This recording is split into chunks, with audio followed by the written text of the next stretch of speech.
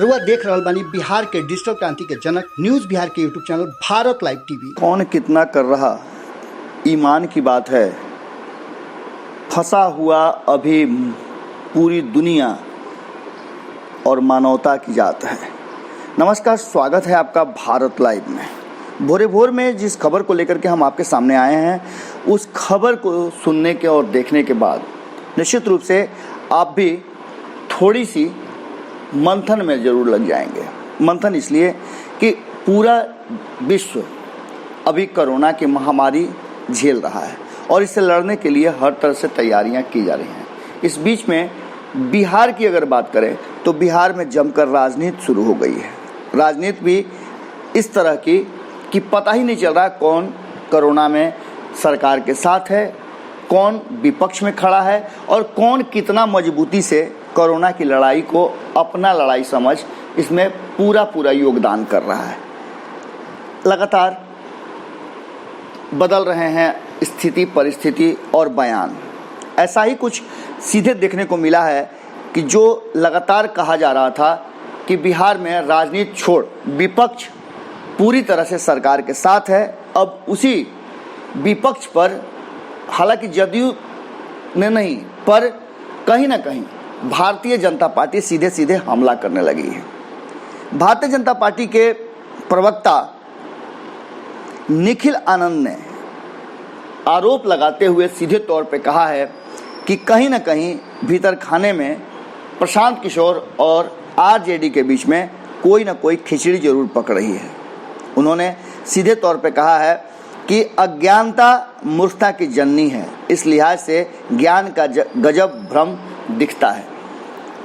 सीधे तौर पे उनका निशाना तेजस्वी यादव पर है और तेजस्वी यादव को लेकर के वो कहीं ना कहीं प्रशांत किशोर को भी जोड़ रहे हैं। और ये पूरा मामला तब सामने आया जब प्रशांत किशोर ने सीधे तौर पे नीतीश कुमार के उस बयान के बाद जब वो सोशल मीडिया में आकर के और बिहार के लोगों को हिम्मत बंधाने और भरोसा दिलवाने, सहयोग करने की बात खोलकर बोलने लगे।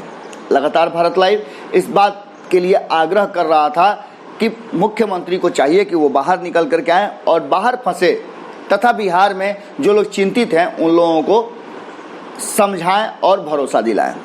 मुख्यमंत्री ने ऐसा किया और इन सब के बीच मामला तब और गंभीर हो गया जब ये बात पूरी जोर शोर से मीडिया में प्रचारित होने लगी कि योगी आदित्यनाथ सहित कई राज्यों के मुख्यमंत्री अपने लोगों को वापस बुला रहे हैं।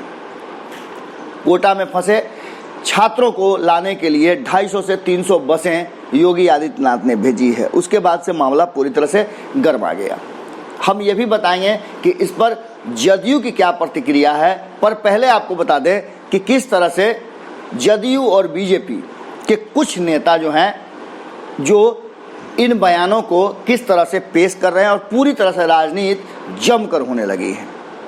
आपको बता दें कि प्रशांत किशोर ने, जैसा कि हमने खबरों में भी दिखाया था, कि लिखा था कि देश भर में बिहार के लोग फंसे पड़े हैं और नीतीश कुमार जी की लॉकडाउन की मर्यादा का पाठ पढ़ा रहे हैं। स्थानीय सरकारें कुछ कर भी रही हैं, लेकिन नीतीश जी ने संबंधित राज्यों से अब तक कोई बात भी नहीं की है। पीएम के साथ मीटिंग में भी उन्होंने इसकी चर्चा तक नहीं की। उन्होंने एक बस का तस्वीर दिखलाया था और इसके बाद से पूरा मामला जो है वो गर्मा गया। इन सब बातों के बीच अजय आलोक ने सीधे सीधे हमला करते हुए, जो कि आपको पता है अजय आलोक प्रवक्ता थे, अब नहीं हैं, पर जदयू के सदस्य हैं, उन्होंने सीधे तौर पे हमला करते हुए कहा कि निरामिष मूर्खों से तर्क करना अपनी मूर्खता होगी। लॉकडाउन का मतलब चुनाव प्रचार नहीं होता है। महीने से कोई पूछ नहीं रहा, कोई खबर नहीं छपी, कोई टीवी में नहीं दिखे तो फिर से बेचैनी बढ़ गई। क्यों? मर्ज अच्छा ढूंढा, नीतीश कुमार उसका नाम ले तो ट्वीट करो और छप जाओ। इन सब बातों को लेकर के कहीं ना कहीं बीजेपी की भी हिम्मत बढ़ी और उसने सीधे तौर पे निखिल आनंद के माध्यम से हमला शुरू हो गया। इन सब के बीच में आपको बता दें कि निखिल आनंद के हमला के साथ साथ कई बातें और भी सामने आ रही हैं। जैसा कि खबरों के माध्यम से हमने आपको बताया था कि जिस तरह से नीतीश कुमार बिहार के लोगों को जहां हैं वहीं रहने का आग्रह कर रहे हैं, इसी बीच में भारतीय जनता पार्टी के सबसे कद्दावर नेता बिहार में हैं सुशील मोदी, उन्होंने भी इसी तरह का आग्रह किया था। इसके बीच लगातार बातें चल रही थी कि बीजेपी और जदयू के बीच में कहीं ना कहीं कुछ ठन गई है, दुराव हो गई है। इसका एक पहलू देखने को तब मिला जब योगी आदित्यनाथ के किए जा रहे कार्यों को और लॉकडाउन के उल्लंघन का नाम देते हुए नीतीश कुमार की तरफ से भी इस पर हमला किया गया। नीतीश कुमार ने कहा कि किसी को भी लॉकडाउन तोड़ने का अधिकार नहीं है, अगर ऐसा होता है तो ये बिल्कुल ही गलत बात है। इतना ही नहीं, इस बात का समर्थन, हालांकि पूरा विपक्ष इस बात के लिए तैयार था कि कहीं ना कहीं नीतीश कुमार को चाहिए कि बिहार में बाहर के लोग जो फंसे हुए हैं, बिहार के लोग जो कष्ट झेल रहे हैं अलग अलग राज्यों में, उन्हें बुलाना चाहिए। इसके साथ ही उन्होंने राजस्थान के कोटा में फंसे लोगों को भी बुलाने का आग्रह किया गया था। इसमें लगभग सभी दल हैं। हमने खबरों में आपको बताया भी था कि पप्पू यादव ने आग्रह किया था, तेजस्वी यादव ने आग्रह किया था, आरएलएसपी ने आग्रह किया था, प्रशांत किशोर ने भी आग्रह किया है और भी कई नेता हैं जो लगातार आग्रह कर रहे हैं। इन सब के बीच एक ऐसे व्यक्ति भी हैं जिन्होंने नीतीश कुमार का जमकर समर्थन किया था। कमोबेश हमने इसका भी जिक्र आपको किया था, लेकिन अब मामला पता नहीं किस तरफ जा रहा है। लेकिन इन सब में कहीं ना कहीं परेशान तो निश्चित रूप से वो लोग हो रहे हैं जो कहीं ना कहीं लॉकडाउन की वजह से कष्ट झेल रहे हैं या फिर लगातार फ़ोन करके मीडिया में या हमें बता रहे हैं। सीधे तौर पे इसका समर्थन जो नीतीश कुमार ने कहा है कि जो जहां हैं वहीं रहें, उसका प्रेमचंद मिश्र ने किया है, जो कांग्रेस के लीडर हैं, एमएलसी भी हैं और लगातार अपने बयानों की सुर्खियों में रहते हैं। इन सब के बीच जिस तरह की बातें सामने आ रही हैं वो निश्चित रूप से एक अलग तरह का माहौल पैदा करती हैं। प्रशांत किशोर को लेकर के भारतीय जनता पार्टी का हमला और उनका संबंध तेजस्वी यादव से जोड़ना अब पूरी तरह से राजनीति में छा गया है। कहा यह जा रहा है कि बीजेपी प्रवक्ता प्रशांत किशोर से पूछ रहे हैं कि दिल्ली और मुंबई के कई रेलवे बस स्टेशनों पर हजारों लोगों को साजिशन बुलाया लिया गया, उस वक्त उनके मुंह में दही क्यों जमी हुई थी? जब मुंह पे उनके जाब लगा हुआ था उस समय उनको बोलना चाहिए था कि किस तरह से लॉकडाउन का उल्लंघन किया जा रहा है। बीजेपी नेता ने कहा कि प्रशांत किशोर का पूरा ज्ञान कोश अवधारणा और मनोवैज्ञानिक आधारित है, सुर्खियां बटोरने के लिए पीएम सीएम की बात रखते हैं और खांटी मार्केटिंग प्रोपेगेंडा मैनेजर की तरह उनके दिमाग में वो सॉफ्टवेयर चलता रहता है। उनको बिहार और बिहार की जनता से कोई लेना देना नहीं है। वो सीधे तौर पे एक ही बात जानते हैं कि इसकी मार्केटिंग कैसे की जाए।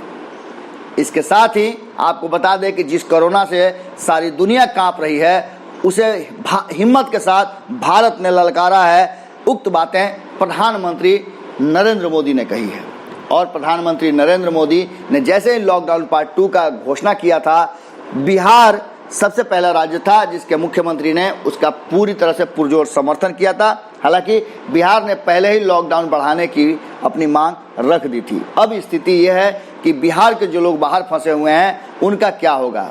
नीतीश कुमार ने फिर से एक बार आगे आकर के इस बात का ऐलान किया है, घोषणा किया है और दावा किया है, वादा के साथ उन्होंने कहा है कि बिहार के किसी भी व्यक्ति को, चाहे वो बिहार में है या बिहार के बाहर है, चिंता करने की जरूरत नहीं है। सरकार हर तरह से मदद पहुंचाने का पुरजोर कोशिश कर रही है। हो सकता है कि उनके पास तक सुविधा पहुंचने में थोड़ी देर हो गई हो, लेकिन सुविधा उनके पास पहुंचनी शुरू हो चुकी है और कोई भी आदमी सुविधा से वंचित नहीं रहेगा। इन सब के बीच उन्होंने जिस तरह से योगी आदित्यनाथ के क्रियाकलापों पर आरोप लगाया, उंगली उठाई है, ये भी एक बड़ी बात है। उन्होंने सीधे तौर पे इशारा किया है कि भारतीय जनता पार्टी की जो सरकार है उत्तर प्रदेश में, वो लॉकडाउन का उल्लंघन कर रही है। निश्चित रूप से ये इशारा प्रधानमंत्री नरेंद्र मोदी को है। ऐसे कई राज्य हैं जो लगातार आदेशों का पालन कर रहे हैं और लॉकडाउन में अपने आप को पूरी तरह से मजबूत रखे हुए हैं। बिहार के लोग भी अपने आप को मजबूत रखे हुए हैं, पर नीतीश कुमार के इस बयान के बाद कि जो जहां हैं वहीं रहें, थोड़ा सा लोगों में मायूसी जरूर हुई है। जो लोग घर आने की पूरी योजना बना रहे थे और सोच रहे थे कि जैसे अन्य राज्यों के लोग अपने अपने राज्य में जा रहे हैं, राज्य सरकारें बुला रही हैं, वैसे ही बिहार के लोगों को भी बुलाया जाएगा। पर इसके पीछे का जो गणित है वो बड़ा है।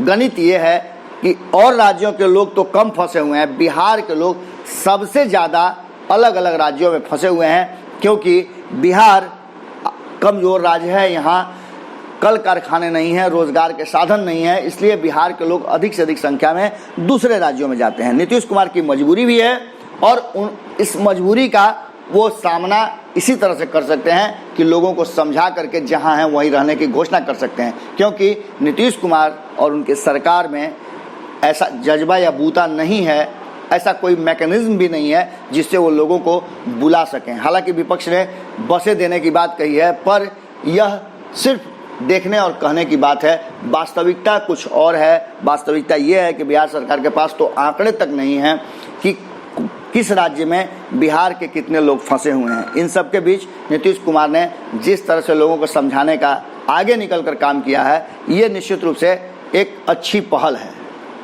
अब देखने वाली बात होगी कि 3 मई के बाद यदि पुनः लॉकडाउन बढ़ता है तब क्या होगा। अभी तक तो लोग 21 दिन के बाद फिर 19 दिन का लॉकडाउन झेलने के लिए अपने आप को धीरे धीरे करके तैयार करते जा रहे हैं। पर अगर स्थितियां नहीं सुधरी, जैसा कि लग रहा है कि बिहार में रोज एक नए केस या एक से अधिक केस बढ़ते जा रहे हैं और जांच को लेकर के भी सरकार पर प्रश्न उठे थे। अब स्थिति यह है कि सरकार के लोगों को बाहर से लाने या फिर नहीं लाने को लेकर के राजनीति शुरू हो गई है और इसे लेकर के भारतीय जनता पार्टी और नीतीश कुमार के बीच में भी वैचारिक मतभेद शुरू हो गए हैं। वहीं प्रशांत किशोर और तेजस्वी यादव को लेकर के भारतीय जनता पार्टी का हमला क्या कहता है। हालांकि जब बात करते हैं अजय आलोक की, तो अजय आलोक एक लंबे समय से लोकसभा चुनाव के पहले से ही वो लगातार भारतीय जनता पार्टी के रास्ते और उसके पगडंडियों पर अपना कदम बढ़ा चुके हैं। उन्हें भारतीय जनता पार्टी का हर कानून, नियम और विचार बहुत पसंद आता है। देखने वाली बात होगी कि नीतीश कुमार के इस हमले के बाद यूपी सरकार और भारतीय जनता पार्टी क्या जवाब देती है पलटकर, या फिर चुप्पी साधने में ही अपनी भलाई समझती है। चुनावी साल है बिहार में, इसे लेकर के राजनीति न हो ऐसा तो हो ही नहीं सकता और राजनीतिक लोग राजनीति तो जरूर करेंगे। बिहार के लोग जहां भी फंसे हुए हैं उनसे हमारा भी आग्रह है कि आप लॉकडाउन का पूरी तरह से पालन करें। सरकार आपके लिए सोच रही है और देर सवेर सही सरकार आपको मदद जरूर करेगी, जैसा कि मुख्यमंत्री ने वादा किया है। और जब मुख्यमंत्री ने वादा किया है तो हमें भी इंतजार करना होगा, उन पर भरोसा रखना होगा। जुड़े रहें भारत लाइव के साथ, खबरों का सिलसिला लगातार जारी है। नमस्कार। अगर ये वीडियो पसंद आई और वह बिहार के राजनीति और बिहारियत से सरोकार रखेनी तो सब्सक्राइब बटन दबा के चैनल के सब्सक्राइब कर ली। ओजे एगो घंटी बा, ओकरा बटन दबा देला से कुल सटीक और मारक खबर रुआ मुफ्त में मिल जाई। अगर रुआ पत्रकारिता के हमनी के नया प्रयोग में सहयोग कर चाहतानी तो ज्वाइन बटन दबा दी। पेटीएम नंबर नोट कर ली 9386816700। धन्यवाद।